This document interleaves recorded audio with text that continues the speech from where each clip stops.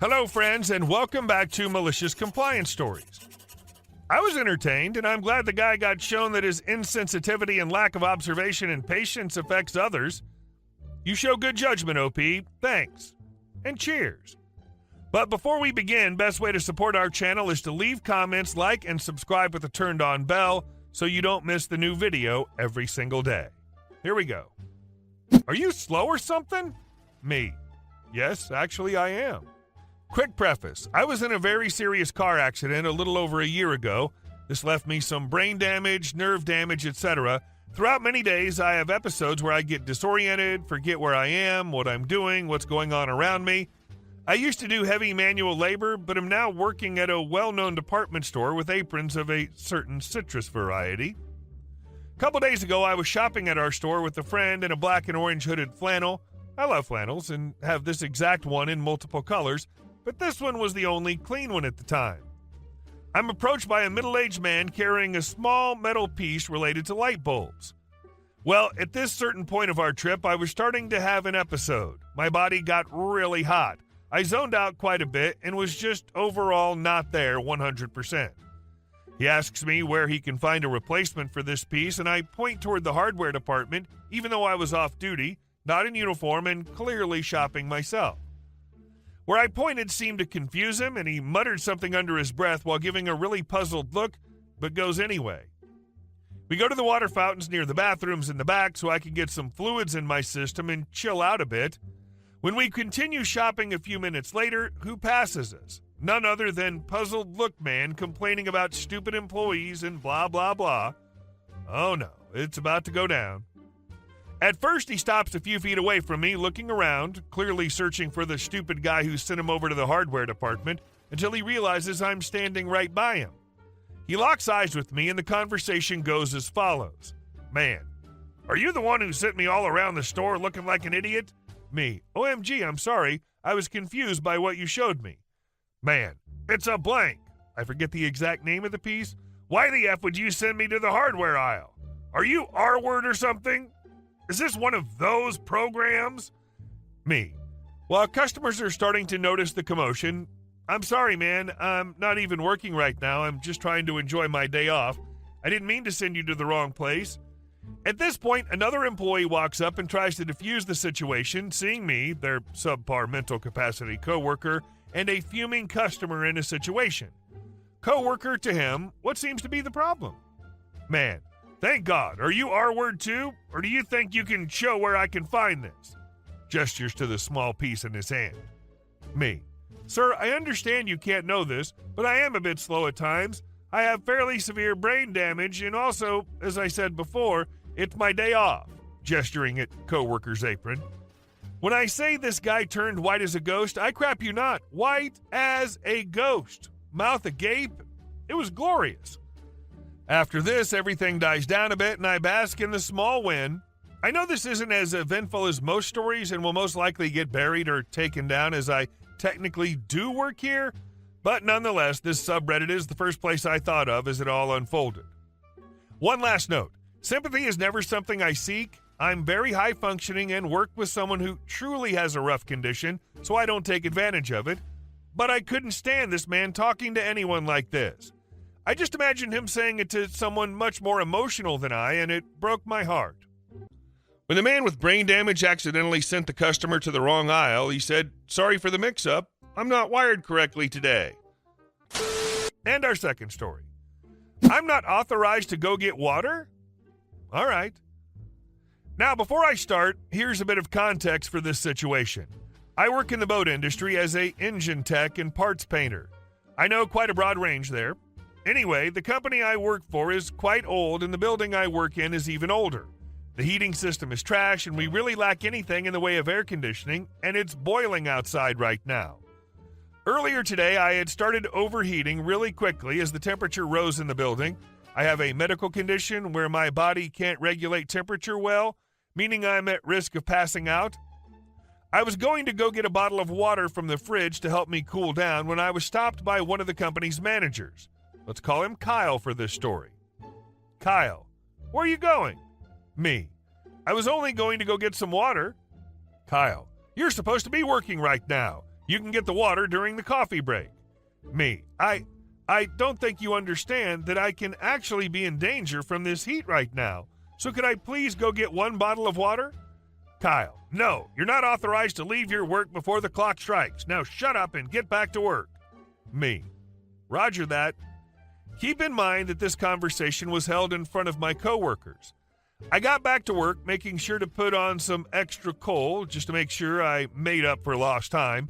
Basically, I was forcing my body into shock, and heat stroke was just around the corner. Fast forward around 30 minutes, I had to tell my coworkers through my strained breath that I don't feel too good, which was actually even worse now, as I was working on deck of one of those boats, give or take 3 meters above the floor. When I made my way towards the ladder to climb down, I only got out a very strained, "Oh, crap," as I fell off the back and was headed straight for the concrete floor below me. Lucky for me, some coworkers reacted fast enough and managed to catch me before my head was split open on the floor. I woke up in an ambulance around an hour later. The EMTs were checking my vitals and were actually helping me. My boss came up to the door and asked me what happened. I told him exactly as I told you guys, and I also told him to check with my coworkers if he didn't believe me. Long story boring, I was brought to the hospital for a checkup just to make sure I actually didn't suffer any kind of trauma from the fall. A buddy of mine came with me to make sure I got there and back safe. A few hours passed and my buddy got a call. He picked it up and it was Kyle. My buddy handed me the phone and I heard Kyle on the other end apologizing for actually almost getting me killed. The short version is that he was heavily reprimanded for what he told me and was put on watch. Didn't lose his position though, so I guess I didn't fully win. But he was liable for the medical compensation for my situation.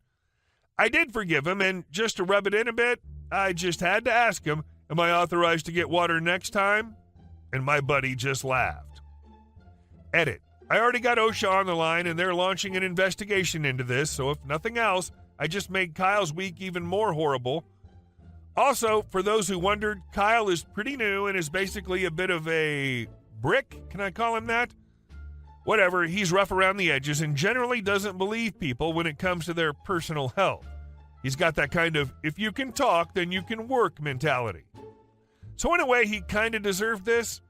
OSHA will have a field day with his actions. It doesn't matter if one has a condition or not. No one has a right to tell a coworker they can't get a drink or go to the bathroom. Glad you're okay and he was reprimanded, but it's a very stupid way to get back at someone for putting your life at such risk. Your medical condition is your business, and despite your actions, you're an adult. If you felt you needed water to keep your condition from getting worse, then why would you let someone tell you no, as if you were a child? And our last story. Got my boss fired.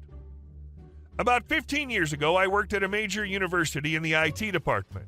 After I was hired, it took me a couple of months to realize my boss was a sociopath, as was his number 2 guy. Once I realized what I was dealing with, I just tried to keep my head down because I didn't want to job hop so soon after leaving my last job, but they made that impossible. We had a database administrator, and I was interested in becoming a DBA, so I talked to him a lot about what I should do to transition from a programmer to a DBA. The VP of IT, my boss's boss, would stop by and talk to me and ask me about my aspirations.